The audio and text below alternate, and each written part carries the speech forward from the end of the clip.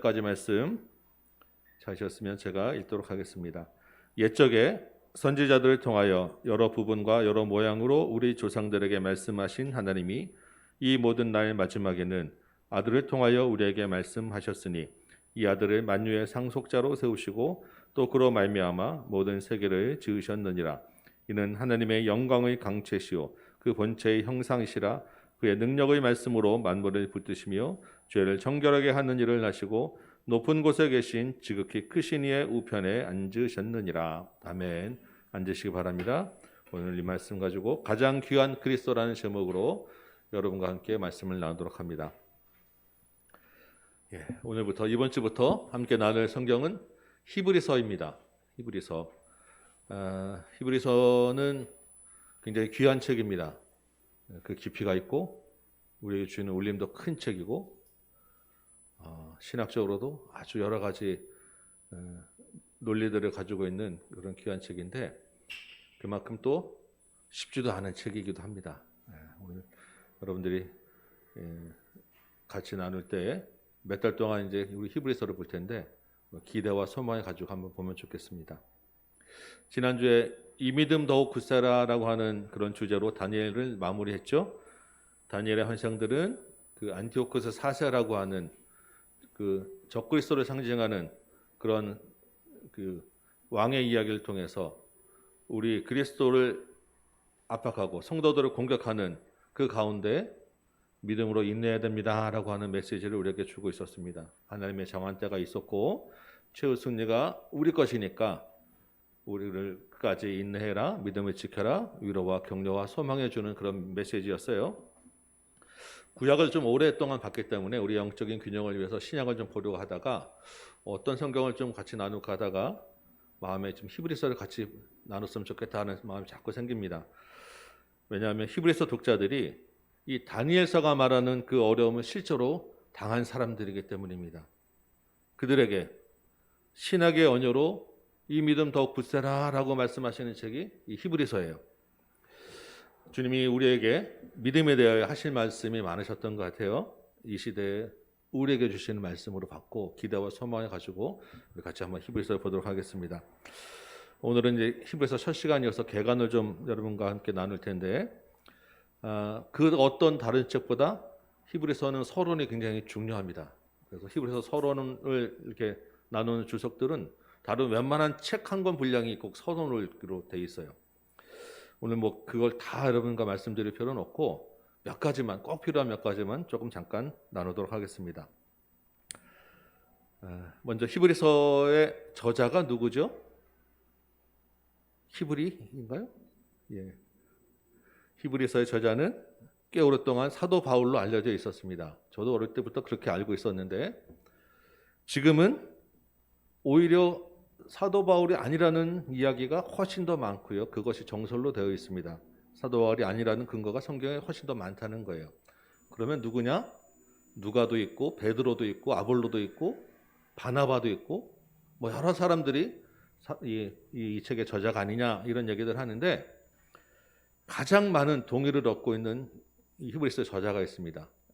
가장 많은 동의를 얻는 대다수가 인정하는 히브리서의 저자는 하나님만이 아신다라는 것입니다.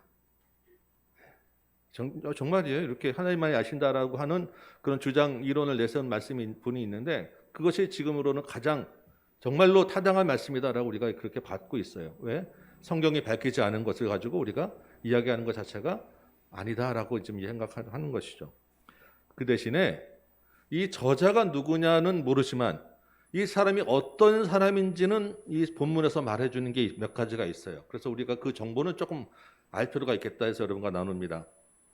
이 사람은 구약의 특히 제사나 율법에 대해서 굉장히 능통한 사람이에요. 아주 훌륭한 신학자입니다. 그리고 그 구약의 말씀을 이 현실에 적용해서 풀어낼 수 있는 통찰력을 가지고 있는 그런 신학자예요.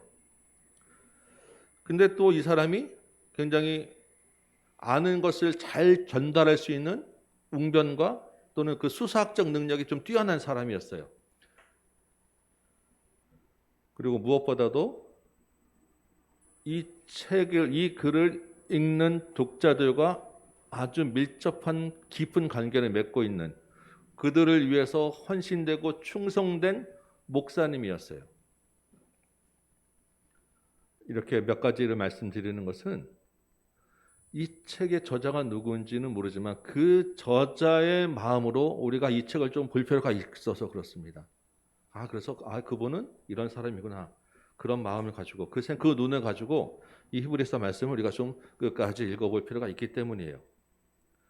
그러면 이제 이 저자는 그런 사람이구나라고 하면, 이 저자가 관심을 가지고 글을 써서 보내는 독자들은 누구냐는 거죠. 그 사람은 누구고 그 사람들은 지금 어떤 상황에서 이 글을 받아보느냐, 이것도 굉장히 중요한 이야기입니다.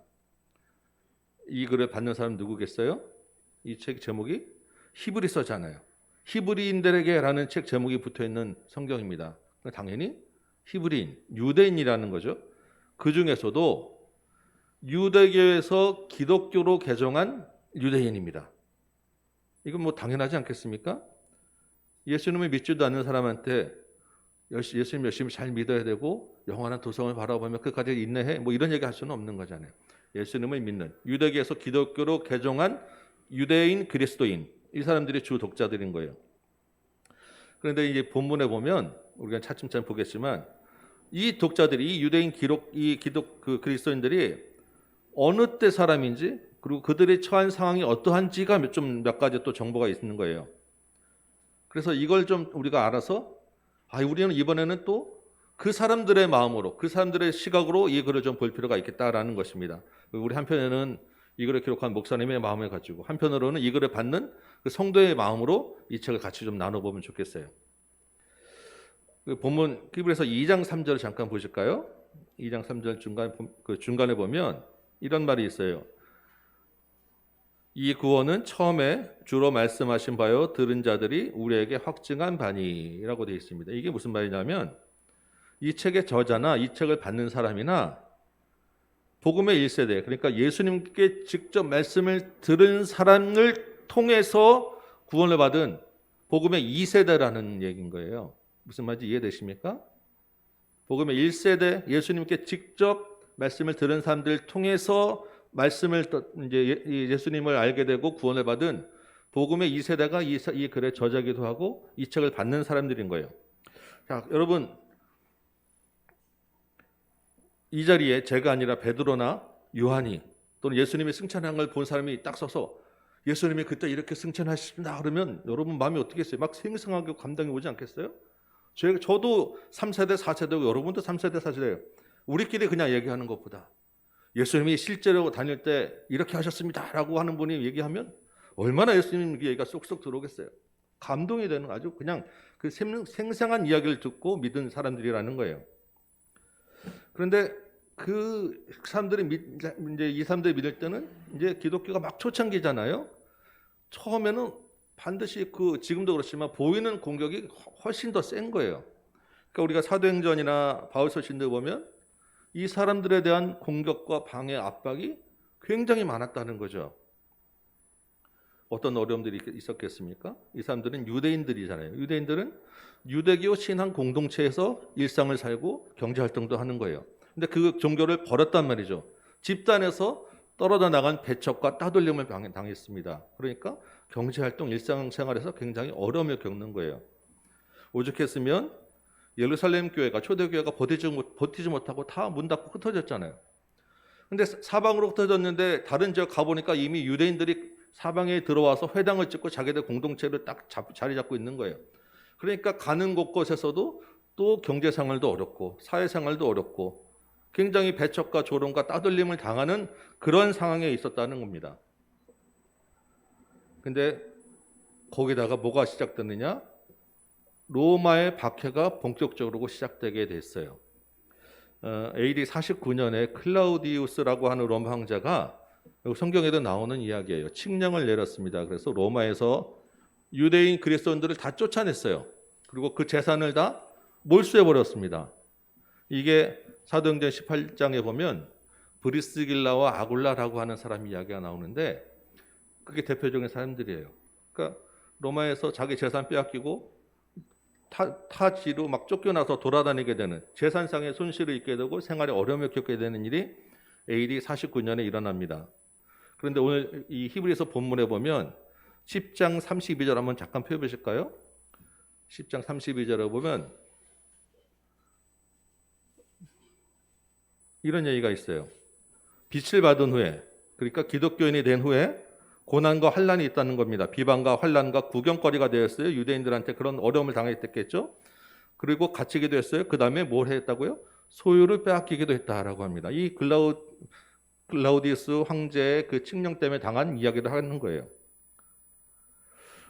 이런 어려움을 당하고 나니까 그 다음에 뭐가 나오냐면 그 유명한 네로가 황제가 되는 겁니다.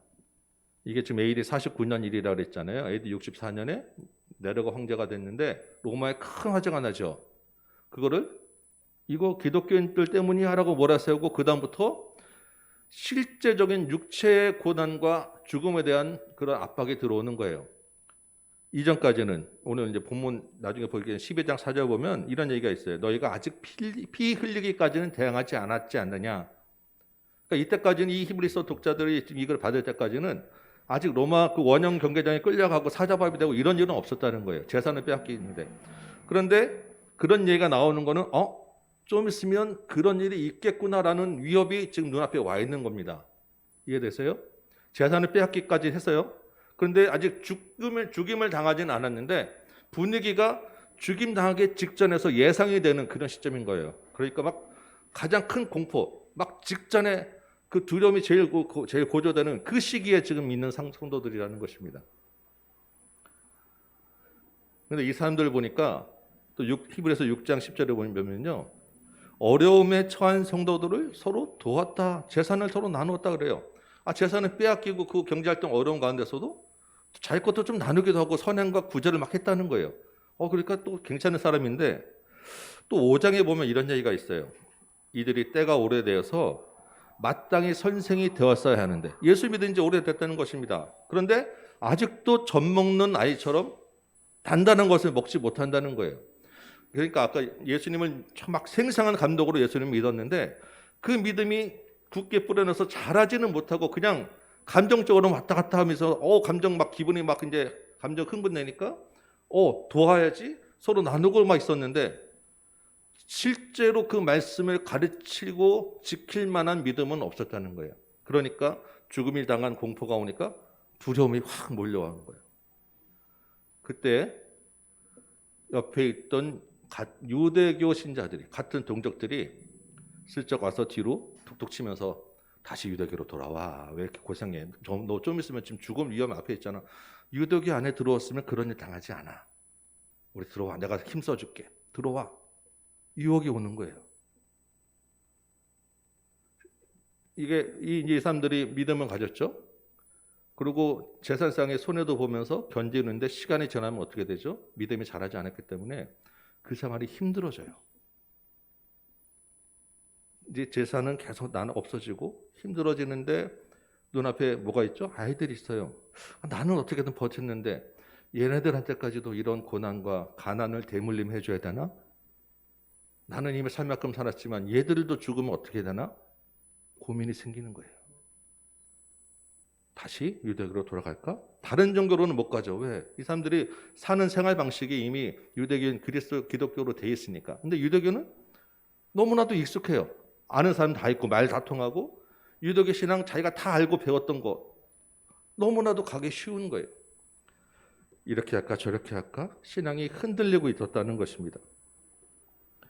다시 회당으로 돌아가면 자녀 교육도 문제 없고 경제적인 것도 해결되고 죽음의 위협 앞에서도 해결될 수 있는데 당연히 신앙을 버리겠다는 사람이 나오고 내가 신앙을 버리지는 않지만 잠시 입 다물고 소나기만 피하자라고 하는 사람도 나오고 한편으로는 그러면 안 돼라고 하는 사람도 나오고 어떤 사람은 나는 그냥 눈치 보이니까 그냥 기독교 안에 있지만 애들은 안 되겠다. 애들은 유대교로 보내는 사람도 나오고 별의별 사람들이 다 나오는 거예요. 그 당시 교회는 지금처럼 이렇게 모이는 게 아니라 주로 가정교회 중심으로 속으로 모인단 말이죠. 가정교회 부부가 이렇게 몇 가정 모였는데 그 안에서 부부싸움이 일어나는 것입니다. 가정 그 소그룹 안에서 속으로 구성원들끼리 갈등이 일어나고요. 특히 소그룹 인도자들이 있을 거 아니겠어요? 소그룹 인도자와 구성원들 간에 심각한 갈등들이 일어나는 거예요. 이런 이야기들이 이 가정교회 몇 개를 같이 다 담임하고 있는 목사님한테, 이 글을 쓴 목사님한테 갈등들이 계속 보고가 올라가는 거죠. 목사님 입장에서는 고민되고 어떻게 해야 되나, 이 성도들을 이제 바로 잡아야 되는데, 그 상황에서 이 흔들리는 교인들을 바라보면서 쓴 책이 히브리서인 거예요. 여러분들 같으면 이 상황에서 이 목사님이 여러분들이라면 어떤 메시지를 그분들에게 전하시겠어요? 무슨 말씀으로 주제로 설교를 하시겠어요? 한편으로 여러분들이 이 상황에 있는 성도라고 하면 어떤 말씀을 듣고 싶겠어요? 그리고 그 목사님이 주시는 그 설교 말씀이 여러분들에게 어떻게 들리겠으며 그 말씀을 가지고 여러분 어떻게 반응하시겠어요? 이게 오늘부터 우리가 몇 달 동안 나눌 주제인 것입니다. 이 히브리서 저자 목사님의 선택 주는 메시지는 본질로 돌아가자라는 것입니다. 본질. 가장 근본적인 것을 해결해야지 그냥 보이는 거 몇 가지 해결해서는 이 문제가 안 되겠다라고 생각한 거예요. 기독교 신앙의 가장 근본이 어디에 있습니까? 예수 그리스도. 그래서 예수님에 대한 이야기를 설교로 써서 보낸 것입니다. 우리의 신앙은 가장 기본 믿음은 예수 그리스도 아니겠습니까? 배교의 유혹과 박해의 두려움에 흔들리는 성도들을 향해서 예수님이 누군가에 대해서 반드시 잘 알려줘야 되겠다라고 해서 이 말씀을 적은 거예요. 이게 목사님의 마음이기도 하겠지만 사실은 하나님이 목사님을 통해서 성도들에게 주는 메시지 아니었겠어요? 성령님이 목사님의 마음을 감동해서 주신 말씀인 거예요. 이 시대에 갈등하고 흔들리는 우리를 통해서도 이 말씀을 통해서 하나님이 주시는 믿음에 대한 말씀이라는 것입니다. 예수 그리스도를 알아야 된다. 이 목사님이 예수님에 대해서 이야기를 하는데 수사학적 그런 말씀을 전하는 능력이 탁월했다고 했잖아요. 그래서 이 목사님이 쓴 방법이 비교하는 거예요. 비교법. 뭐와 뭘 비교했어요? 예수님과 이들이 돌아갈 유대교를 하나씩 비교해서 쓴 게 히브리서예요. 예수님이 유대교에서 믿는 창조주 하나님, 그 하나님의 아들이 바로 예수님이고 그 하나님이 바로 예수님이야. 이걸로 먼저 시작을 하죠. 그리고 유대교가 사랑하는 것들이 있죠. 천사도 있고 선지자도 있고 제사도 있고 율법도 있고 그것들을 하나씩 가져오면서 천사보다 뛰어나신 예수님, 선지자 모세보다 뛰어나신 예수님, 제사를 정말 그 단번에 영원한 희생 제사를 친히 드리신 대제사장 예수님, 이런 얘기들을 하고 있는 거예요. 그래서 그 예수님을 믿고 인내하며 영원한 도성을 바라보자. 지금 말고 우리 앞에 있는 이 경주를 달려가서 우리가 만날 영원한 도성을 바라보자. 히브리서인 것입니다. 그래서 히브리서를 간단히 요약하면 모든 것에 뛰어난 우월하신 예수님이에요. 능력과 인격과 성품과 권세와 신분과 경력, 어떤 조건 모든 것을 다 통틀어서 가장 뛰어난 예수님. 이걸 아이들 말로 정말 쉬운 말로 이야기해서 예수님이 최고야 라고 하는 것이 바로 히브리서인 것입니다. 우리가 계속 이 예수님이 최고야 라고 하는 말을 많이 나눌 거예요.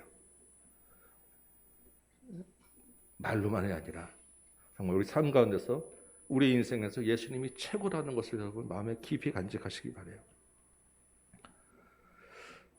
예수님이 최고야 라고 하는 말을 이 흔들리는 히브리서 독자들이 들었습니다. 그러면 여러분이 이제 그 독자의 입장에 되보는 거예요.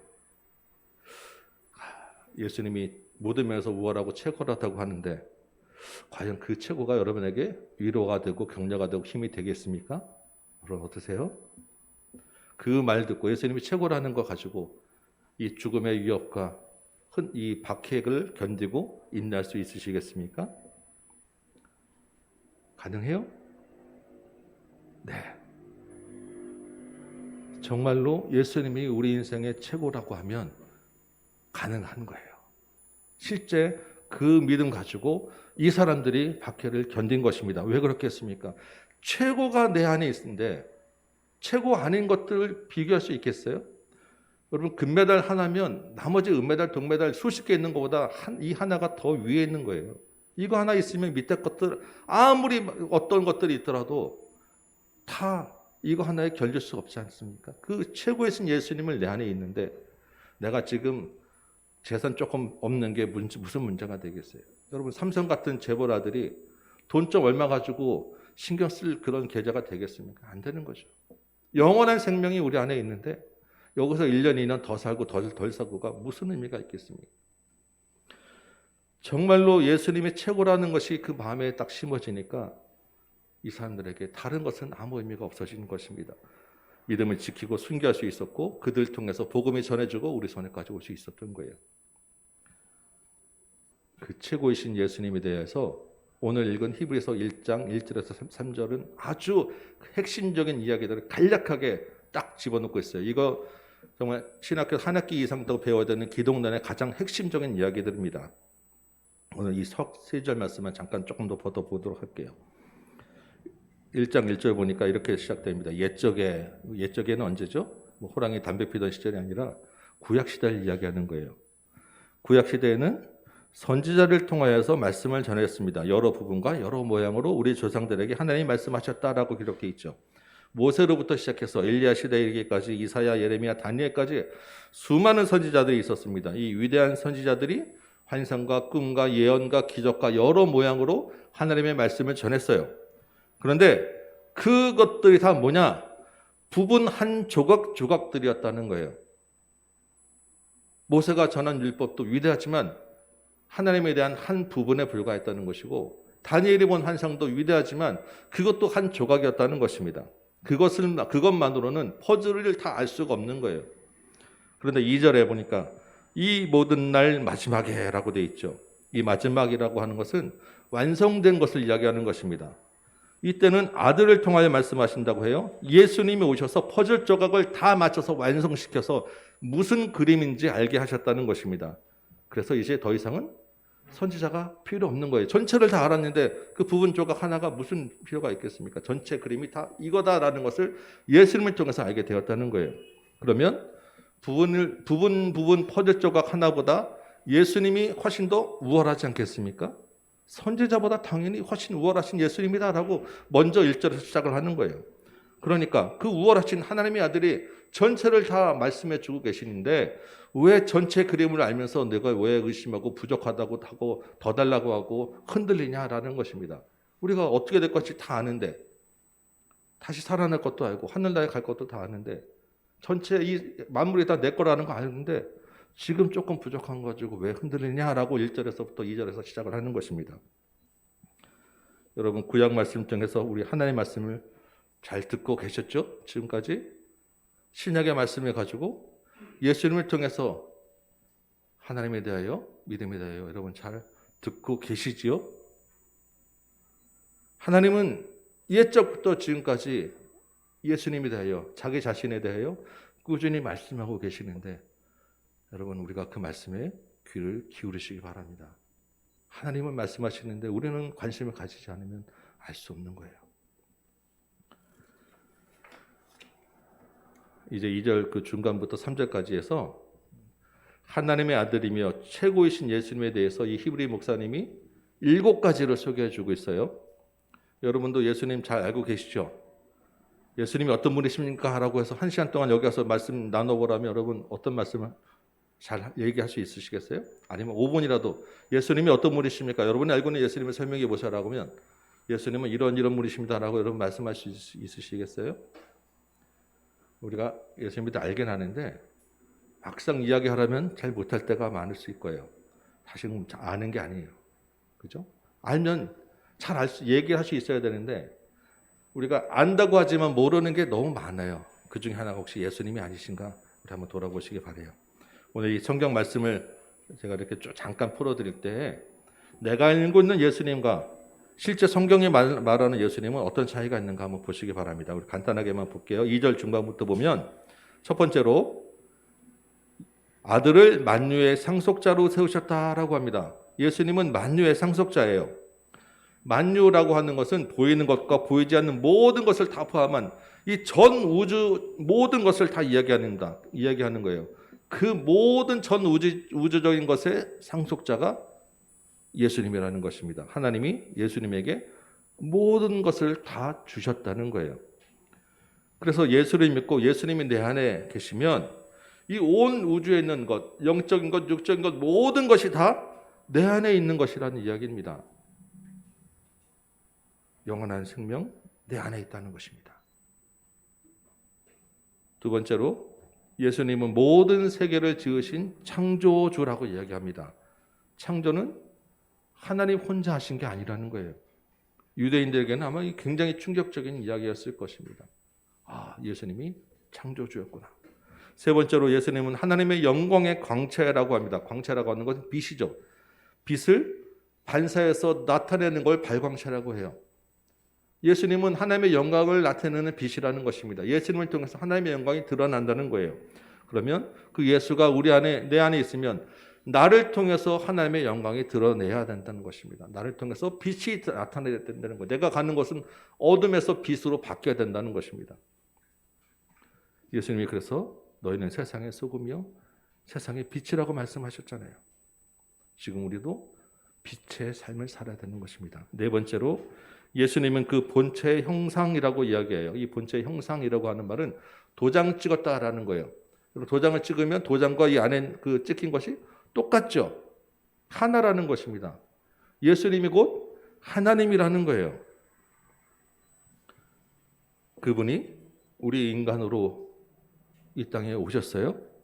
그래서 이전에는 우리가 하나님의 존재를 알 수도 없고 볼 수도 없었는데 예수님을 통해서 우리가 하나님을 알 수 있게 되고 보게 되고 하나님을 내 안에 모실 수 있게 되었다는 것입니다. 이게 본체 형상이라고 하는 말이에요. 굉장히 중요한 말이고 감사하고 큰 의미를 담고 있는 것입니다.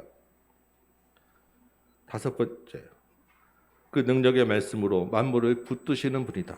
만물을 붙드신다라고 하는 것은 보존하다라고 하는 말입니다. 보존하다. 지키고 보호하고 계시다. 그런데 이걸 그냥 멀리서 지켜만 보고 있는 분이 아니라 우리 삶에 적극적으로 개입해서 우리 삶 가운데서 우리를 보호해 나가고 지켜나가고 함께해 나가시는 분이다라는 것이 만물을 붙드시는 분이라는 의미입니다. 여섯 번째는 죄를 정결하게 하는 일을 하신다고 하죠. 어떻게 이 일을 하셨습니까? 자신이 직접 우리 죄를 대신해서 피 흘리는 희생 제물이 되셨으므로 정결하게, 죄를 정결하게 하셨죠. 자기의 피를 속죄의 대가로 지불하신 것입니다. 그래서 히브리서는 피 흘림이 없으면 사함이 없다라고 얘기하는 거예요. 예수님 자신이 그 피 흘림의 대상이 되었다는 것입니다. 이건 뭐 더 설명할 필요도 없는 것 아니겠습니까? 일곱 번째로 높은 곳에 계신 지극히 크신 하나님의 우편에 앉으셨어요. 이 땅에 오셔서 죽으셨지만 그것으로 끝이 아니라 다시 부활 승천하셔서 다시 하나님의 영광의 권세의 자리에 올라가셨다는 것입니다. 이전보다 더 귀하고 더 높게 되셨다. 우편이라는 것은 하나님의 권세의 자리를 얘기하는 것이죠. 지금 더 귀하고 더 크신 분이라고 이야기합니다. 우리 다시 한번 정리해 볼까요? 2절 3절 말씀 보면서 한번 여러분 따라가 보시기 바랍니다. 예수님은 만유의 상속자요 모든 세계를 지으신 분이며 하나님의 영광의 광채요 본체의 형상이고 만물을 붙드시고 죄를 정결하게 하시고 하나님 우편에 앉으신 분입니다. 유대교의 회의와 로마의 압박 가운데 흘리던 1세기 중반의 성도들은 이 말씀 붙잡고 이 예수를 붙잡고 예수를 최고로 알고 믿음을 지켰다는 것이죠. 그러면 이제 문제는 우리들입니다. 그분들은 이미 1세기에 예수님을 최고로 알고 믿음을 지키셨어요. 그럼 우리는 과연 이 시대에 이 예수가 모든 것보다 뛰어난 최고라는 것으로 만족할 수 있느냐는 것입니다. 여러분, 우리 시대에도 우리 역시 여러 모양의 압박이 있죠. 여러 모양의 유혹이 있고 여러 모양의 박해가 있지 않습니까? 과연 우리 믿음을 지켜낼 수 있느냐는 것이죠. 여러분, 예수님이 만유의 상속자라고 하는데 날로 뛰는 집값을 과연 예수님과 바꿀 수 있으시겠어요? 내가 지금 집을 못 사는데 우리 아이들은 당연히 못 사고 가난은 대물림 되고 우리 아이들이 계속 떠돈다라는 것을 생각할 때 그럼에도 불구하고 예수님이 만유의 상속자라고 하는 믿음을 여러분 가질 수 있으시겠습니까? 청년들이 앞길이 막히고 아이들이 조롱받고 가난이 상속되는데 우리가 믿는 예수님이 창조주라고 하면 아니 왜 우리가 이렇게 살아야 되라고 하는 생각 여러분 안 드십니까? 예수님이 만물을 지키시고 보존하신다고 하는데 현실은 무서운 박해가 있고 우리가 곧 죽어나가게 생겼어요. 그리고 그 일이 실제 우리 눈앞에서 일어나기도 합니다. 만물을 보존하시는 분이라는 것이 과연 우리 안에 얼마나 들어올 수 있겠어요? 당장 우리가 누가 때리거나 죽이지도 않고 재산을 빼앗기지도 않습니다. 그럼에도 불구하고 우리가 지금 어디 가서 교회 다닌다는 말 제대로 티내기도 쉽지 않은 시대 아닙니까? 이 시대가 칼만 들지 않았고 형식만 자유롭지 실제로는 1세기 히브리서 독자들의 상황과 별반 다를 바가 없는 그런 시대 아닙니까? 그런 시대를 사는 우리에게도 우리의 현실과 상황이 맞지 않음에도 불구하고 여전히 우리에게 주시는 말씀은 똑같다는 거예요. 예수님이 최고다라는 것입니다. 그거 가지고 믿음을 지켜라라는 거예요. 그러면서 인내해라라고 말씀하는 것입니다.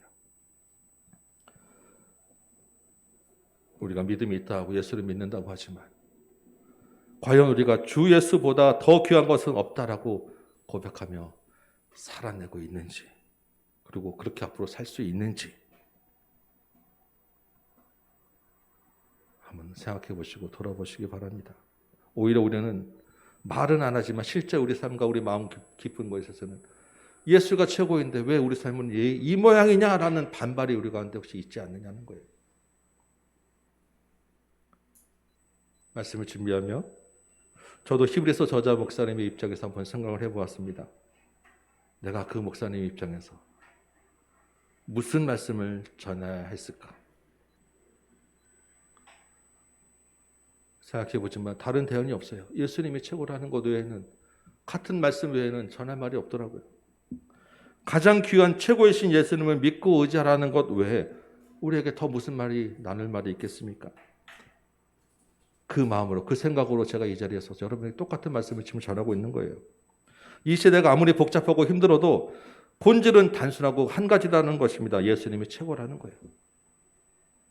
가장 귀한 예수님이 내 안에 계시면 그 어떤 문제도 문제가 아니라는 것이고 그 어떤 어려움도 어려움이 아니다라는 것을 여러분 믿으시기 바랍니다. 저 역시도 여러분과 똑같은 시대에서 똑같은 처지에서 살고 있죠.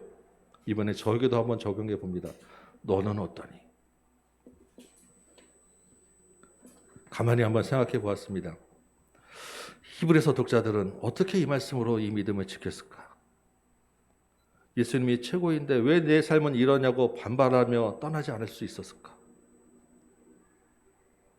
물론 그 사람들 중에도 신앙을 버리고 떠난 사람이 있었을 것입니다. 그렇지만 분명한 것은 그들 중에 신앙을 지킨 사람도 있었어요. 이것이 가능한 것은 그 안에 예수님이 최고라는 믿음이 있기 때문입니다. 떠난 사람은 예수님을 믿는다고 하였지만 실제로 그 최고이신 예수님이 그 안에 있지 않았고, 믿음을 지킨 사람은 예수님이 최고인 그 믿음이 안에 있었기 때문, 그 차이 아니겠습니까? 그 사람들이 특별한 것이 아니라 그 최고이신 예수님이 그 안에 있었기 때문이에요.